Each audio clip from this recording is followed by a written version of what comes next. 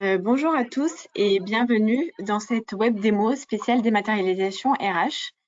Nous accueillons aujourd'hui Bertie Sanchez, partner account manager chez Lucas, et Stéphane Pichot, responsable de l'activité Pay chez Apogea. N'hésitez pas à poser toutes vos questions via le chat pendant cette web démo et je vais laisser la parole à Stéphane du coup pour commencer.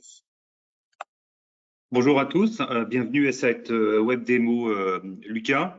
On va vous faire une présentation, donc du coup Bertie va vous faire une présentation des solutions Lucas. Alors on va pas pouvoir rentrer forcément dans le détail des différents modules. On va faire une présentation qui restera générale et s'il y a besoin d'aller un petit peu plus loin dans la présentation des solutions, à la fin de cette démonstration, on pourra organiser justement des présentations un peu plus personnalisées.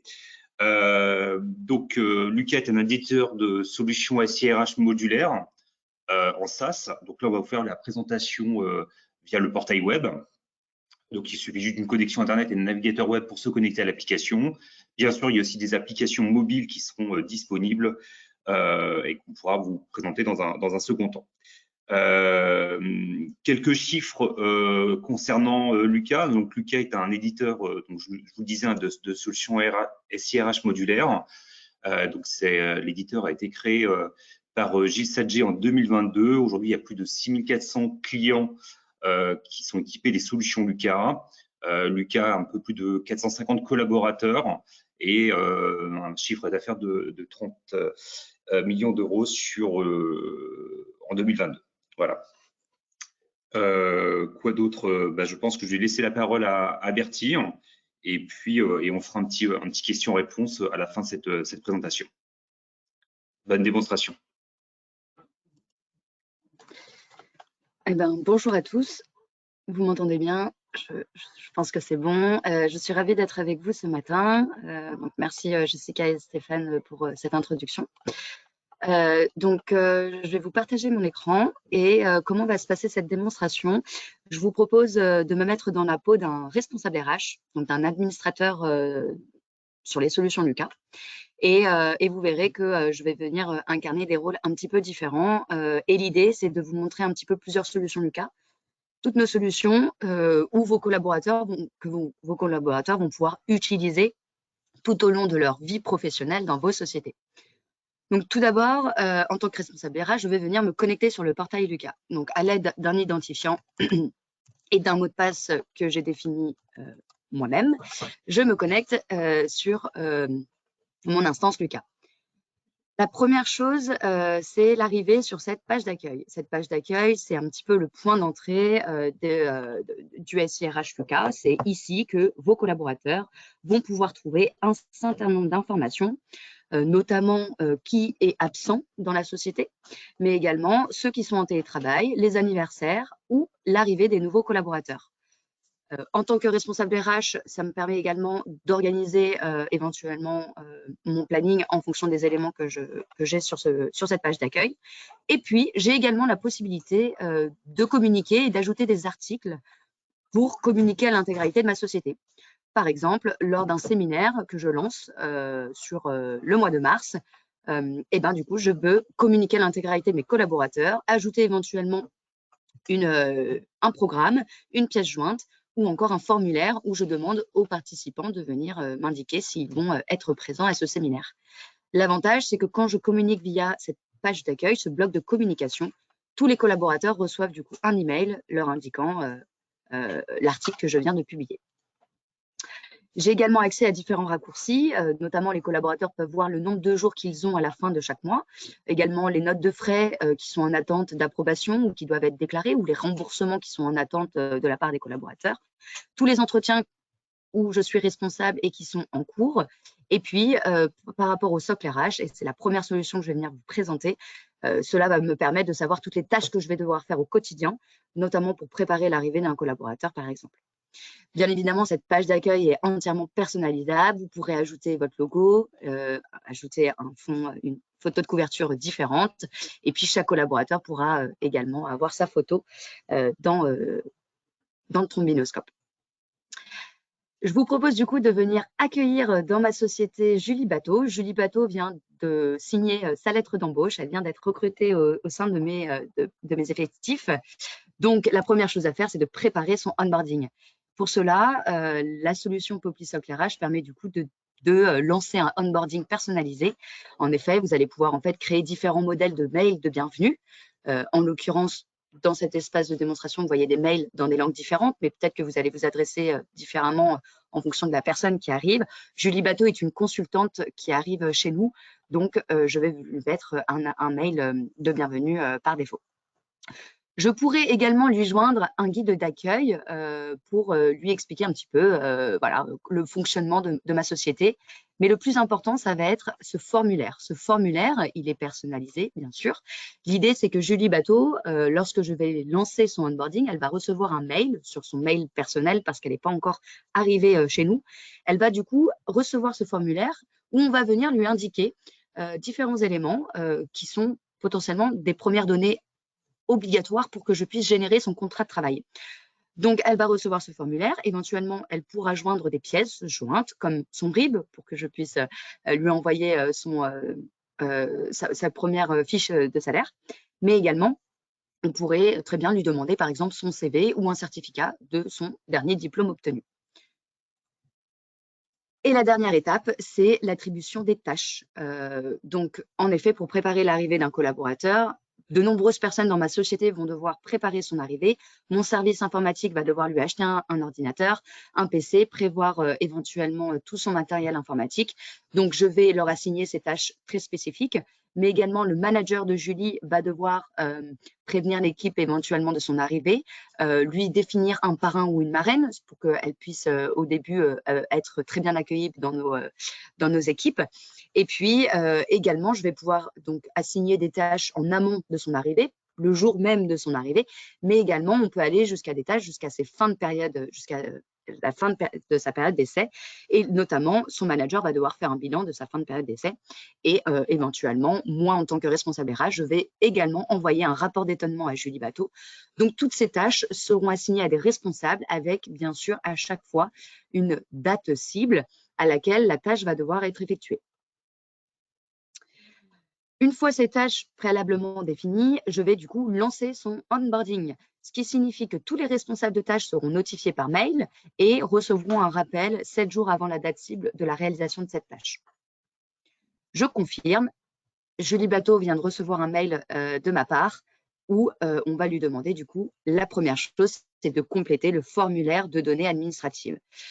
Si au bout d'un certain nombre de jours, Julie n'a toujours pas complété son formulaire, j'ai la possibilité bien sûr de relancer, mais l'idée c'est bien sûr qu'elle le complète.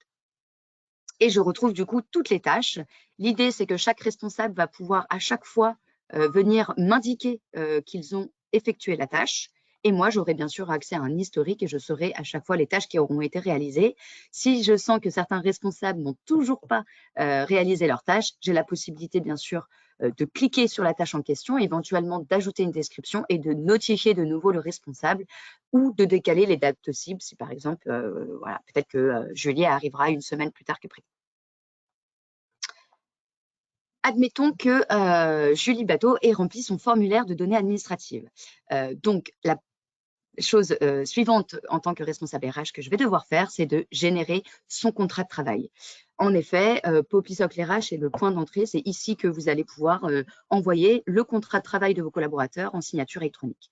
Pour cela, je me rends sur mon onglet Génération de documents. J'aurai bien sûr importé un certain nombre de modèles et en l'occurrence, ici, je retrouve mon modèle de contrat de travail à durée indéterminée. Ces modèles, vous allez devoir les travailler d'abord sous Word avant de les importer dans notre logiciel. Et comme vous pouvez le voir, il y a différentes balises. L'idée, c'est que ces balises vont être complétées automatiquement grâce aux données que Julie m'aura renseignées grâce à son formulaire. Donc, je vous propose de venir générer le contrat de travail de Julie Bateau. Je confirme et je retrouve bien tous les éléments de Julie Bateau, son numéro de sécurité sociale, son adresse, sa date de naissance, des éléments qui ont été complétés automatiquement grâce au formulaire qui a été envoyé par Julie Bateau. Générer le document permet du coup automatiquement de mettre dans le dossier RH de Julie Bateau son contrat de travail. Vous avez la possibilité de télécharger au format Word ou au format PDF son contrat de travail, mais en l'occurrence, dans notre cas, j'ai besoin de l'envoyer en signature électronique. Je peux également déposer un fichier supplémentaire comme un contrat de mutuelle pour que Julie Bateau puisse également signer en même temps que son contrat de travail, son contrat de mutuelle. Je sélectionne Julie. Je vais décider où est-ce que je souhaite que ce document soit rattaché dans son dossier RH. En l'occurrence, ce sera la section contrat de travail que j'aurai préalablement définie dans les dossiers RH et on viendra le voir juste après. J'ai besoin d'avoir 2 signatures. La signature de Julie Bateau dans un premier temps. Donc, je vais du coup d'abord indiquer Julie comme étant la première signataire et la deuxième, ça va être moi-même en tant que DRH, c'est moi qui vais du coup signer son contrat de travail. Je pourrais très bien ajouter un signataire supplémentaire comme mon directeur général si j'ai besoin qu'il signe également les contrats de travail de mes collaborateurs. Je demande du coup à ce que ce contrat soit envoyé sur l'adresse mail personnelle ou professionnelle, tout dépend la date à laquelle le collaborateur rentre dans mes effectifs. J'ai la possibilité également de faire valider le document avant qu'il soit envoyé en signature. Par exemple, j'aimerais bien que mon directeur général valide le contrat de travail du collaborateur avant qu'il le signe. Dans notre cas, je n'en ai pas besoin. Et la dernière chose, ça va être simplement de venir renommer ma demande. Et je l'envoie pour signature. Ici, je retrouve bien sûr mon tableau de bord où je vais retrouver tous les contrats ou les documents qui ont été envoyés en signature électronique. J'ai la possibilité bien sûr de voir tous ceux qui sont intégralement signés, le nombre de signataires et puis j'ai la possibilité de récupérer les preuves de signature et le document original ainsi que le document signé. L'idée, c'est que Julie Bateau reçoit du coup un mail de ma part, un deuxième mail où on va venir en fait lui indiquer qu'il va falloir qu'elle vienne signer son document, son contrat de travail en signature électronique. Elle va du coup venir accéder à son document. Elle va avoir 2 manières de pouvoir signer son document au format électronique. Soit elle va pouvoir le faire sur son ordinateur. Alors, on lui demande bien sûr d'accepter la politique de confidentialité ainsi que les données biométriques. Donc ça, c'est notre tiers de confiance signaturite avec qui on passe, qui du coup demande bien sûr une vérification de ces éléments pour bien sûr s'assurer que ce soit bien le collaborateur en question qui va bien prendre connaissance de ce document et le signer. Et l'idée, c'est que Julie va pouvoir du coup parcourir son contrat de travail. Éventuellement, elle va pouvoir du coup venir le signer. Elle a la possibilité également de refuser et on va lui demander du coup d'expliquer les raisons du refus, mais elle va pouvoir du coup signer de 2 manières. Soit elle va signer sur son ordinateur, soit à l'aide de son téléphone, elle va pouvoir scanner ce QR code et le faire depuis le mobile. En l'occurrence ici, je vais venir signer de manière électronique. Julie Bateau, j'accepte. J'ai la possibilité d'indiquer la signature électronique et j'envoie mon document en signature électronique. Une fois le document signé, le document a bien été signé. Si je retourne, moi, en tant que RH, sur mon interface, je vais réactualiser ma page et je vois bien que Julie a signé le document. Il ne reste plus que ma signature à moi-même pour pouvoir clôturer son contrat de travail qui va être monté automatiquement dans son dossier RH. Le dossier RH est le moyen pour les collaborateurs de venir accéder à leurs propres données personnelles, de pouvoir récupérer éventuellement leur contrat de travail. Par exemple, si je me place sur le profil de Julie Bateau, c'est à cet endroit qu'elle va pouvoir retrouver son contrat de travail CDI. Le dossier RH des collaborateurs est entièrement personnalisable. Vous allez pouvoir en fait créer autant de sections que vous souhaitez. L'idée, c'est que vous récoltez le maximum d'informations, qu'il n'y ait plus besoin de stocker des documents au format papier et que tout soit intégré dans l'outil. Et ce dossier RH est interactif, ce qui signifie que pour chaque section, vous allez définir qui va pouvoir voir les données dans la section, mais qui va pouvoir les modifier. Et en tant que collaborateur, Julie Bateau, lorsqu'elle va arriver dans ma société, 6 mois après, peut-être qu'elle va être amenée à changer de statut, peut-être qu'elle va se marier, peut-être qu'elle va déménager ou elle va changer de banque. Et ben, dans son dossier RH, elle va pouvoir venir me l'indiquer par elle-même et modifier ses données. Par exemple, admettons qu'elle déménage, quelques mois après son arrivée dans ma société, elle va pouvoir du coup modifier son adresse. Et moi, en tant que responsable RH, je vais pouvoir avoir une alerte parce qu'il y a eu une donnée qui a été modifiée dans son dossier RH pour ensuite me permettre d'exporter tout en paye. J'ai accès bien sûr à un historique, je vais pouvoir savoir exactement qui a modifié la donnée et à quel moment. Donc, c'est le premier type d'alerte que vous allez pouvoir suivre dans les dossiers RH des collaborateurs. Alerte sur modification. Bien évidemment, pour des sections liées aux équipements informatiques, je vais donner la possibilité à Julie de voir bien sûr les données, le matériel qui lui aura été remis, mais également je vais permettre au service informatique de voir ces données, mais également de les modifier. En revanche, Julie Bateau n'aura absolument pas la possibilité de modifier tout son matériel informatique, car c'est vraiment la responsabilité de mon service informatique qui va pouvoir modifier et voir ces données. Mais en l'occurrence, aucune donnée liée à la carrière ou au parcours professionnel du collaborateur ne pourra être visible par mon service informatique, qui sont des données qui restent à mon niveau et pas au niveau service informatique. Vous allez pouvoir mettre des alertes sur échéance, par exemple, lors de les dates de naissance. Peut-être qu'une semaine avant, moi, je vais recevoir une alerte comme quoi c'est l'anniversaire de Julie Bateau. Et donc, je pourrais peut-être organiser un événement pour lui souhaiter son anniversaire. Ou ça peut être également des alertes sur échéance, comme des fins de période d'essai ou dans le cadre de ces formations, elle va suivre tout au long de son parcours professionnel dans ma société des formations, mais peut-être que ces formations ont une durée limitée et moi, je vais pouvoir me mettre une alerte me rappelant que tous les 6 ans, par exemple, ou tous les 2 ans, il va falloir qu'elle passe de nouveau cette formation. Pour préparer l'arrivée d'un collaborateur, vous pouvez également préparer le départ d'un collaborateur, donc assigner des tâches plus liées au départ, comme par exemple récupérer son matériel informatique ou encore envoyer sa lettre de démission. Et le plus important, c'est que dans le socle RH, c'est que toutes les données qui sont enregistrées dans le dossier RH des collaborateurs soient le plus à jour possible. Donc, comme vous avez pu le voir, le collaborateur lui-même va pouvoir lui-même indiquer s'il y a des données qui ont été modifiées, mais vous et moi, je vais pouvoir également lancer des demandes de mise à jour une fois par an, une fois tous les 6 mois. Par exemple, en ce moment même, j'ai lancé une campagne auprès de mes collaborateurs pour qu'ils puissent mettre à jour leur adresse. Donc, j'ai un suivi de cette campagne où les collaborateurs, j'ai la possibilité de voir ceux qui ont déjà complété. Et ces campagnes se présentent sous un formulaire exactement de la même manière que le formulaire du onboarding, où je demande aux collaborateurs de vérifier si leur adresse est à jour. Si elle n'est pas à jour, ils vont pouvoir tout de suite compléter dans ce formulaire, ce qui mettra à jour automatiquement dans le dossier RH. Et je peux bien sûr envoyer un mail de relance à tous les collaborateurs qui n'ont pas encore complété ou interrompre cette campagne de mise à jour. Ça peut être sur des mises à jour de données génériques comme une adresse mail, un statut, le nombre d'enfants à charge par exemple, pour que ces données-là soient le plus juste possible dans mon socle RH. Mais ça peut être également, si j'organise un événement, j'aimerais bien savoir la taille de t-shirt de mes collaborateurs, la taille de t-shirt pour pouvoir leur fournir la bonne taille, eh ben, je pourrais très bien créer une donnée dans mon dossier RH, taille de t-shirt, et envoyer une campagne de mise à jour.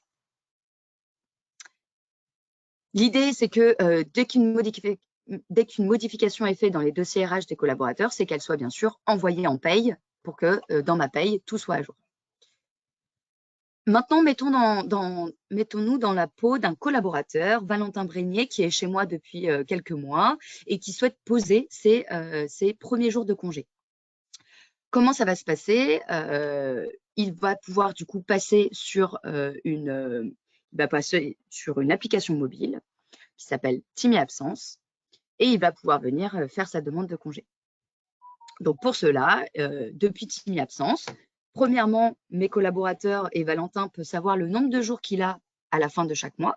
Si par exemple, il souhaite partir courant de l'été 2023, il va du coup se rendre sur le calendrier de l'été 2023 où on lui indique qu'il a le droit à 26 jours. Il va du coup venir poser les jours sur lesquels il souhaite partir en vacances en sélectionnant le premier et le dernier jour. Par défaut, on va lui demander il a la possibilité également de saisir des demi-journées, si c'est autorisé. Et ici, on voit qu'il y a eu une répartition automatique de ces demandes de congé. Donc, il va pouvoir, donc les 10 jours qu'il a sélectionnés, les 9 jours, pardon, qu'il a sélectionnés, 7 seront répartis dans le compteur de congés payés 2021-2022 et 2 dans le RTT. Il a la possibilité de modifier cette répartition. Néanmoins, cette répartition est intelligente. Pourquoi? Parce qu'on priorise d'abord les compteurs qui arrivent à expiration. Et il va envoyer sa demande. À ce moment-là, son manager, qui est Marie Bragoulet, reçoit une notification où elle va pouvoir approuver la demande de congé de Valentin Brégnier. Lui-même reçoit une notification lui indiquant qu'il est venu faire une demande de congé. Par exemple, si on rentre dans un autre type de congé, des congés dits exceptionnels, le collaborateur va pouvoir également, au mois de septembre, admettons que Valentin se marie, il a la possibilité d'avoir 4 jours de congé. C'est dans notre convention collective, il a la possibilité d'avoir 4 jours de congé parce qu'il se marie. Il va du coup, de la même manière, sélectionner les 4 jours, mais cette fois-ci, il va venir modifier la répartition, ajouter un compte spécifique, et en l'occurrence ici, on voit un menu déroulant de toutes les autres absences auxquelles il a le droit. Et ça, c'est moi, en tant que responsable RH, qui vais définir du coup ces différents compteurs. Donc, il va venir sélectionner le bon compteur où on lui indique qu'il va devoir me transmettre un justificatif. Pourquoi? Parce que j'ai besoin de justifier qu'il s'est bien marié. En l'occurrence, le justificatif, il me le fournira après le mois de septembre. Donc, il peut envoyer sa demande, mais néanmoins, on lui indique qu'il va devoir quand même justifier de cette absence. Moi, en tant que RH, responsable RH, j'ai bien sûr la possibilité de venir approuver toutes les demandes congés des collaborateurs. Donc, en l'occurrence, je retrouve mes 2 demandes de congé de Valentin. Je vois que c'est Marie Bragoulet, la manager de Valentin. J'ai la possibilité de relancer l'approbateur, parce que c'est plus à la responsabilité de Marie Bragoulet d'approuver les demandes de congé de ses collaborateurs. C'est elle qui gère le planning de ses équipes. Bien sûr, Marie Bragoulet a accès au planning de son équipe et va pouvoir approuver la demande en fonction du planning. Mais moi, en tant que responsable RH, j'ai la possibilité également d'approuver directement les demandes de Valentin. L'approbation se fait soit sous l'interface web que vous voyez à l'écran, soit sinon directement depuis l'application mobile. Marie Bragoulet pourrait tout de suite, en quelques clics, approuver la demande de congé de Valentin et également dans le mail qu'elle aura reçu. On indique au manager s'il y a d'autres personnes absentes sur la même période. Ici, on est sur une absence exceptionnelle, mariage, c'est une absence qu'on refuse très rarement, donc on peut bien sûr venir l'approuver. En l'occurrence, pour des absences un petit peu plus longues, sur des périodes où d'autres collaborateurs peuvent être absents, des périodes de congés d'été, j'ai la possibilité de consulter le planning. En l'occurrence, ici, je vois que Brigitte est également absente dans l'équipe de Valentin. Elle est en congé maternité, c'est un congé qu'on anticipe. En l'occurrence, Valentin, il n'y aura pas de problème pour accepter ses congés d'été. Néanmoins, si je décide de refuser, nous sommes obligés de fournir un motif au collaborateur, peut-être de décaler quelques périodes, mais ça rentre dans le cadre légal où, en tant qu'employeur, vous êtes obligé de fournir un motif. Vous pouvez également écrire et demander un petit peu plus de précision au collaborateur avant d'approuver la demande de congé. Et on peut bien sûr approuver la demande de congé depuis le planning. En l'occurrence, je vais approuver la demande de congé de Valentin. Il reçoit un mail où on lui indique que sa demande de congé a été approuvée. Et puis, l'idée derrière, c'est bien sûr d'exporter en paye toutes ces demandes de congé. Dans l'outil Team Absence, vous pourrez également suivre les arrêts de travail et indiquer lorsqu'un collaborateur ne se présente pas au bureau ce matin. On reste que dans le cadre des congés pour cette démonstration. Et l'idée, c'est de bien sûr venir exporter en paye toutes les demandes de congés qui auront été saisies sur les périodes. Je sélectionne le 24 du mois. On retrouve le nombre d'absences qui a été approuvé et celles qui sont toujours en attente d'approbation, soit je relance les managers, soit je les approuve pour qu'ils soient traités sur le mois de février. Je génère mon fichier d'export et ensuite, j'ai plus qu'à télécharger ce fichier et à le transmettre en paye pour gérer tous les éléments variables en lien avec les congés en paye, qui est du coup un élément indispensable. Mon collaborateur Valentin Brégnier part en déplacement et souhaite du coup déclarer sa note de frais. Si je me mets sur mon application Climi Note de frais, l'avantage c'est que les collaborateurs, quand ils sont en déplacement, ils vont pouvoir du coup rapidement scanner leur justificatif, préparer leur note de frais. admettons, Valentin Brégnier est parti en déplacement. Il va du coup scanner un justificatif de péage. Donc, je prends en photo mon justificatif. L'idée, c'est qu'il va pouvoir vérifier si, dans un premier temps, si sa photo et son justificatif est net. Il clique sur OK et notre application mobile Clumi Notes de frais, qui permet de gérer les notes de frais des collaborateurs, est dotée d'un OCR, ce qui signifie que Valentin a absolument plus rien besoin de faire, à part éventuellement vérifier les éléments qui auront été lus par l'OCR. En l'occurrence, je vois que mon justificatif n'a pas été importé. Je vais reprendre en photo.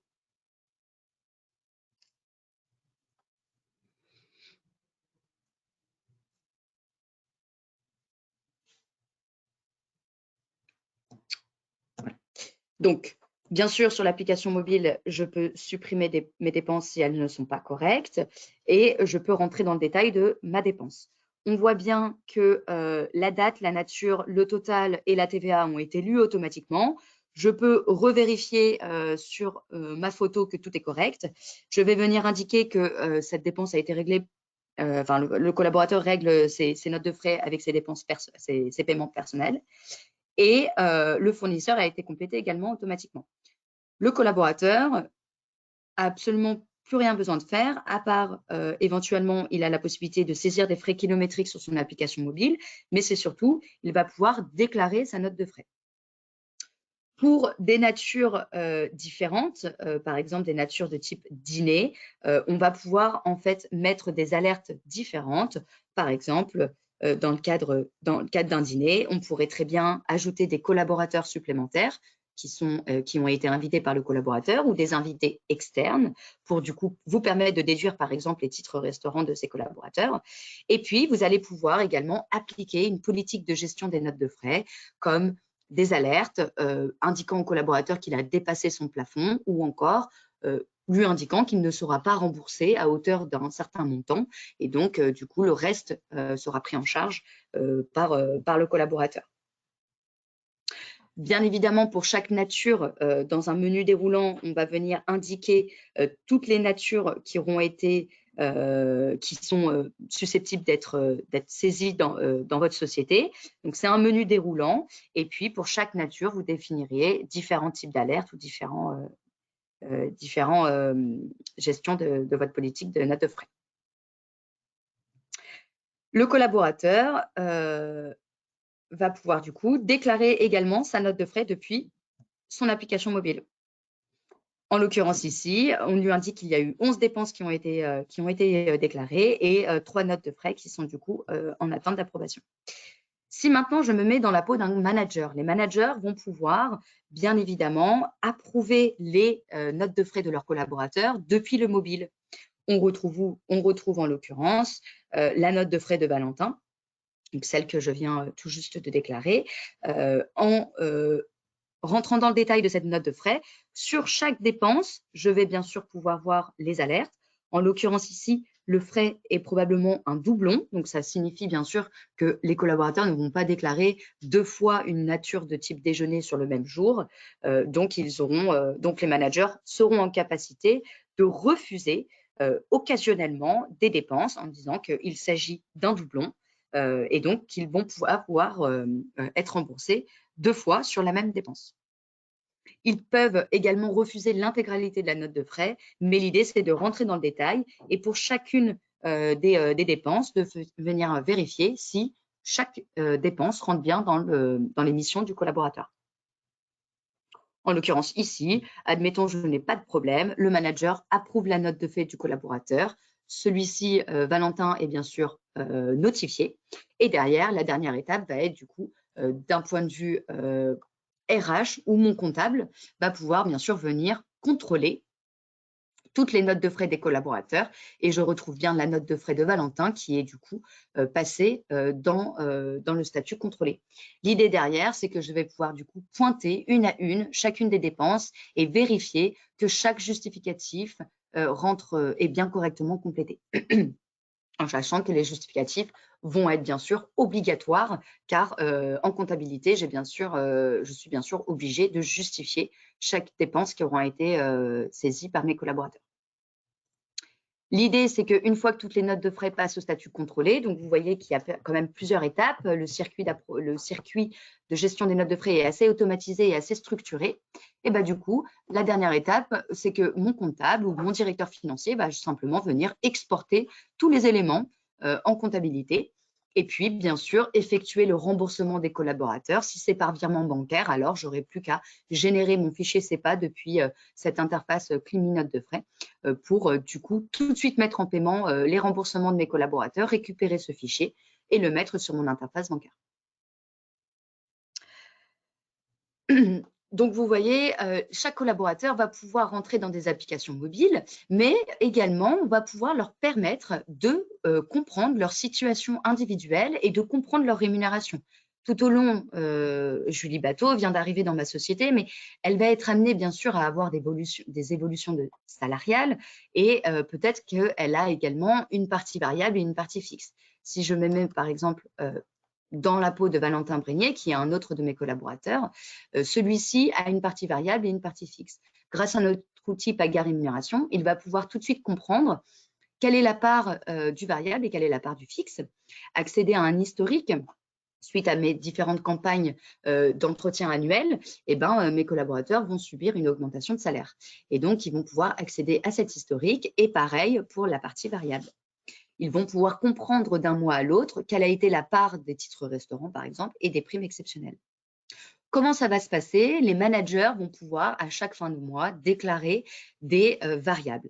Donc, par exemple, moi, en tant que responsable RH, j'ai bien sûr accès aux équipes et à mes collaborateurs que je supervise, comme par exemple Marie Bragoulet, où je pourrais venir, pour le mois de février, lui indiquer qu'elle a reçu, par exemple, 100 €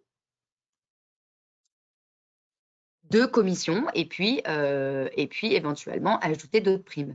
Je vais saisir de manière individuelle, mais je peux également le faire en masse. Si par exemple la prime exceptionnelle comprend du coup toute mon équipe, j'ai la possibilité également de le faire d'une manière beaucoup plus rapide.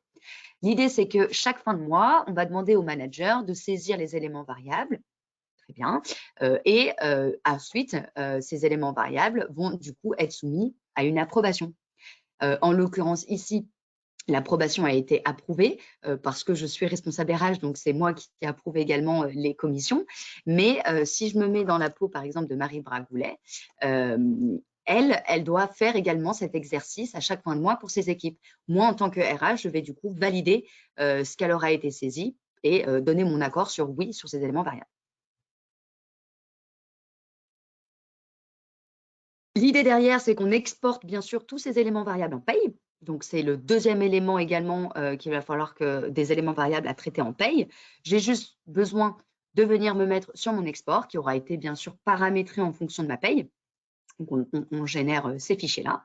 Et l'idée, c'est que ces éléments variables, donc toute la partie fixe et la partie variable, soient traités en paye également. L'idée, c'est qu'une fois que j'ai envoyé tous mes éléments variables, c'est-à-dire mes nouveaux collaborateurs qui viennent de rentrer dans mes effectifs, éventuellement des modifications de leurs données personnelles comme un changement de RIB, qui sont des éléments à prendre en compte en paye. Les congés, à chaque fin de mois, il va falloir que j'exporte également tous les congés qui auront été approuvés sur le mois.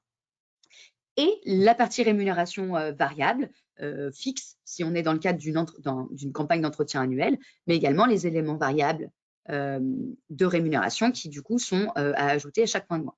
Ces trois éléments sont les trois éléments qui doivent être traités en paye. Une fois que je traite tous ces éléments en paye, et du coup, mon cabinet de paye, ou si ma paye est internalisée, tout dépend comment vous gérez votre paye dans votre société, je vais venir récupérer tous les bulletins de paye de mes collaborateurs.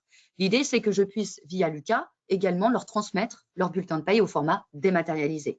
Depuis 2017, fini le papier, on peut passer par un format dématérialisé qui permet du coup d'envoyer et de distribuer mes bulletins de paye directement depuis Lucas. Donc, tout d'abord, les collaborateurs vont pouvoir bien sûr récupérer l'historique de tous leurs bulletins de paye. Mais ce qui va venir m'intéresser ici, c'est la distribution des bulletins de paye. Je vais venir chaque fin de mois importer ces bulletins Donc, je vais venir me récupérer le fichier qui aura été envoyé au format PDF par mon cabinet de paye. Et ce fichier va du coup, Paga bulletin de paye va venir en fait analyser ce fichier et le découper en deux parties. Tous les collaborateurs qui ont accepté la dématérialisation de leur bulletin de paye, je les vois ici, les 19, j'ai le détail ici, j'ai même la possibilité de vérifier une dernière fois leur bulletin de paye avant de leur distribuer officiellement. Et puis, je vois que 3 d'entre eux, 3 dans ma société, veulent toujours avoir leur bulletin de paye au format papier. Très bien. Jusque-là, je vais d'abord distribuer ceux au format dématérialisé. Ça y est, en quelques clics, mes bulletins ont été au format dématérialisé. Mes collaborateurs ont été notifiés par mail que leur bulletin est disponible sur leur espace et ils vont pouvoir venir le récupérer.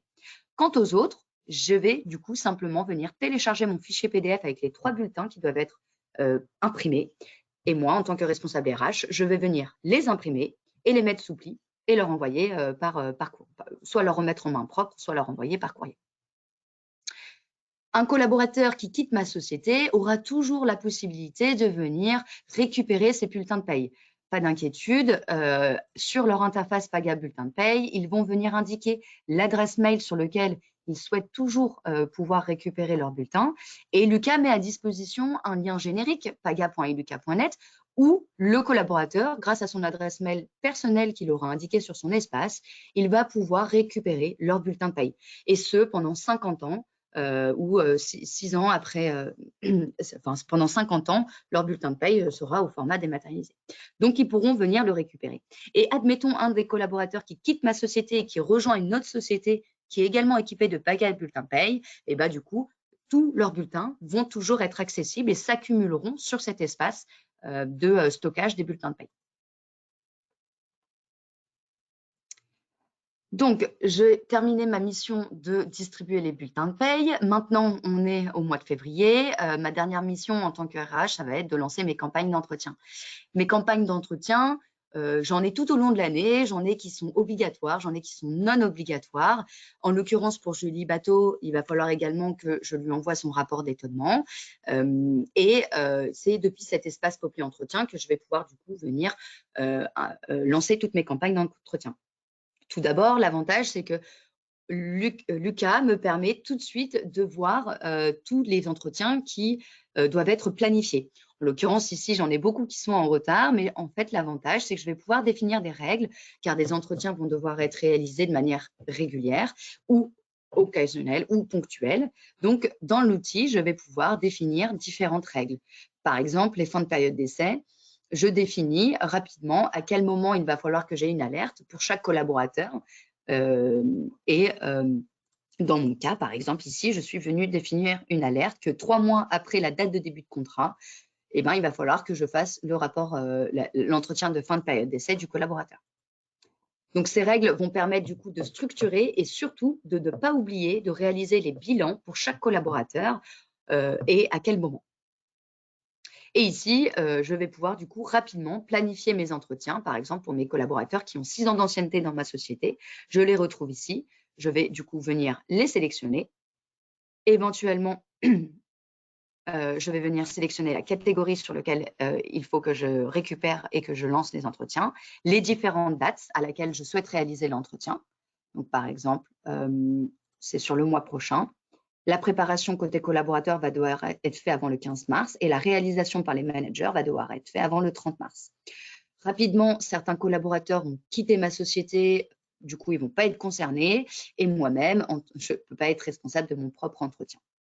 Donc, j'ajoute mes 19 collaborateurs, ce qui me permet, moi, tout de suite, de pouvoir planifier et lancer mes campagnes et mes bilans à 6 ans pour ces 12 collaborateurs. Lucas met en plus à disposition des grilles d'entretien, ce qui est plutôt assez rapide, car je vais pouvoir en quelques clics lancer ma campagne d'entretien. Et puis, bien sûr, le plus important, c'est d'analyser les réponses qui auront été apportées par mes collaborateurs. Par exemple, si je me place sur l'entretien annuel 2023, j'ai la possibilité, bien sûr, de relancer et je vois tout de suite les collaborateurs qui ont terminé. Et moi, je vais pouvoir du coup faire une synthèse des réponses et exporter à tout moment les réponses des entretiens et les bilans qui seront stockés sur Popli Entretien pour pouvoir les analyser au fur et à mesure. Pour mes collaborateurs, c'est plutôt assez simple. À chaque fois que je vais lancer une campagne d'entretien, ils vont recevoir un mail où on va venir leur indiquer soit de préparer leur entretien, soit de répondre, par exemple, pour un rapport d'étonnement, répondre à des questions. Et puis, derrière, on leur explique un petit peu les différentes étapes pour réaliser leur entretien. Ils vont du coup pouvoir répondre aux différentes questions que je leur pose et les managers vont pouvoir également eux-mêmes préparer les entretiens de leurs collaborateurs. L'idée, c'est que quand même le collaborateur et le manager et son manager puissent se voir en présentiel pour réaliser leur entretien. Mais grâce à Poppli Entretien, cela me permet de structurer et tout le monde va être notifié lorsqu'il va falloir préparer ou réaliser l'entretien ou encore valider l'entretien. Parce que bien évidemment, on demande toujours au collaborateur de valider son entretien dans les entretiens professionnels. Et donc, du coup, moi, en tant que RH, je pourrais à tout moment récupérer l'intégralité des bilans de mes collaborateurs, soit en masse, soit de manière individuelle. Et ici, par exemple, si je prends l'entretien annuel de Valentin, je vois également les dates à laquelle il est venu préparer, la réalisation qui a été faite par son manager et quand est-ce qu'il a validé son entretien. Je vois toutes les questions et toutes les réponses qui ont été apportées par les deux parties et éventuellement s'il y a eu des commentaires qui ont été laissés.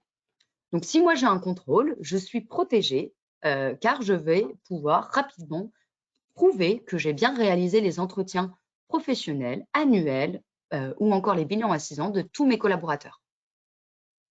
Et l'outil Poppli Entretien permet d'aller encore plus loin parce que je peux également suivre les objectifs et le suivi des objectifs, suivre la performance de mes collaborateurs en leur fixant des objectifs individuels et professionnels.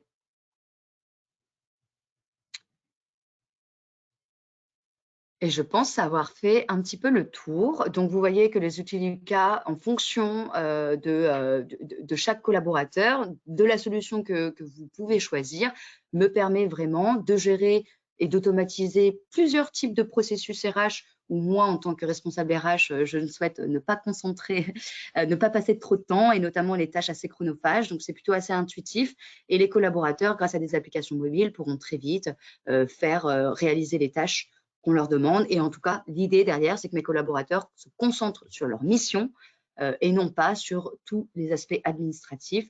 Et l'idée, c'est que toute la gestion administrative se fasse beaucoup plus facilement.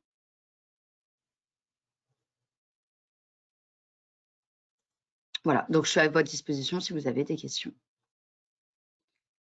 Merci beaucoup, Bertie. Je vais laisser la parole à Stéphane pour parler de l'accompagnement à Pogea dans la mise en place des solutions Lucas.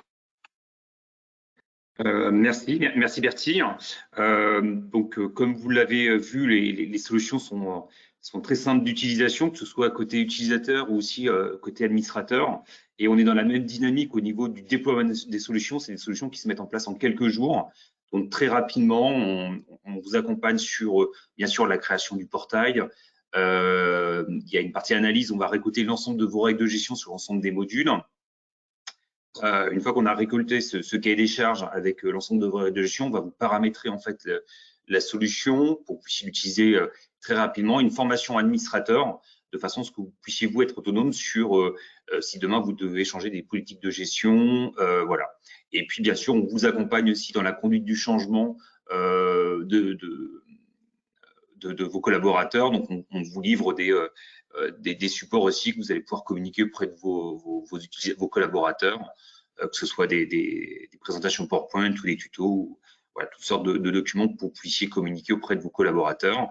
Donc voilà, donc très simple, on fait une analyse, on vous paramètre, on fait la formation utilisateur et tout ça en quelques jours. Voilà, donc les solutions en fait en quelques jours, en une semaine, on peut vous mettre en place la solution suivant les modules.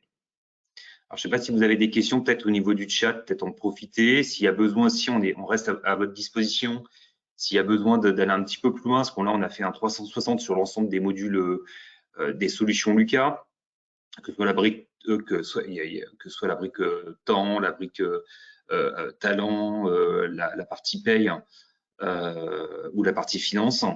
Voilà, donc il y a différents modules. Donc, si vous souhaitez qu'on rentre un peu plus dans le détail, n'hésitez pas, on peut refaire un point plus adapté à votre activité. Alors, je vois une question dans le chat pour Poppy RH. Quelle est la durée de conservation des documents? On peut répondre, Bertie, sur la partie… Comme tu veux. Alors, non, il n'y a pas de durée limitée sur le dossier RH, sur le stockage des documents. L'idée, c'est que, bien sûr, aujourd'hui, si vous avez tout au format papier, il va y avoir un gros travail de qu'est-ce que vous souhaitez intégrer dans les dossiers RH, mais une fois que le document est importé, il est disponible dans le dossier RH du collaborateur, qui va pouvoir récupérer à tout moment, mais il n'y a pas de durée limitée. Tant que vous utilisez toutes les solutions Lucas, que ce soit sur le stockage des documents, que ce soit l'archivage à valeur probante des notes de frais, ou les justificatifs encore récoltés pour certaines demandes de congés, certains types de congés. Tant que vous utilisez les solutions, tout est stocké sur les outils. Donc, pas la peine de les télécharger, de les stocker sur vos serveurs. L'avantage, c'est que tous les outils Lucas sont en mode SaaS, en mode cloud. Donc, c'est compris dans vos abonnements. Pareil pour les entretiens, toutes les grilles d'entretien. Tant que vous utilisez les outils, vous pourrez remonter à chaque fois avec des rapports pour aller récupérer toutes ces données sur 1 an, 2 ans, 3 ans, en fonction des contrôles que vous allez avoir, des contrôles URSSAF, fiscales. Et ben, vous présenterez les bons documents qui seront bien sûr tous historisés dans les outils Lucas. Et une petite particularité peut-être au niveau de la dématérialisation du bulletin de paye. On en a parlé tout à l'heure. Pardon. Stéphane, ouais, pardon. Oui, donc une petite particularité au niveau de la solution Paga bulletin de paye, donc là, pour la distribution du bulletin de paye. Donc c'est valable en effet tant que le salarié est présent dans la société, il a accès, comme vous l'a montré Bertie, au téléchargement de son dernier bulletin de salaire ou l'archive de ces bulletins de salaire qui ont été mis en place dans la solution Paga. Et si le salarié part de la société, il va aussi conserver, bien sûr, il se connectera plus sur le portail de votre entreprise. Là, on vous le montre à l'écran, Bertie vous le montre. Vous avez en fait un autre site de connexion qui s'appelle paga.lica.net où le collaborateur, grâce à son adresse mail personnelle, il va pouvoir, dans le coup, télécharger et récupérer ses bulletins de salaire, même après le départ de la société. Donc, pour les bulletins de salaire, en fait, le salarié pourra toujours bénéficier du téléchargement de ces bulletins de salaire. Ils seront stockés par contre, sur un autre portail qui est un portail générique pour tous les départs de collaborateurs.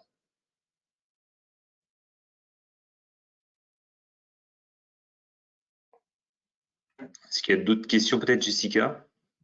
Parce que je ne vois pas les questions dans le chat. Là, pour l'instant, vous avez répondu aux questions. Il n'y a pas d'autres questions.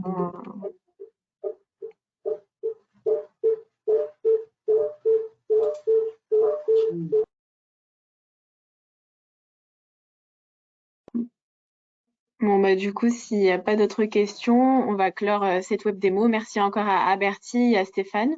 Et n'hésitez pas à consulter la chaîne YouTube Apogea pour retrouver le replay de cette web démo. Bonne journée à tous.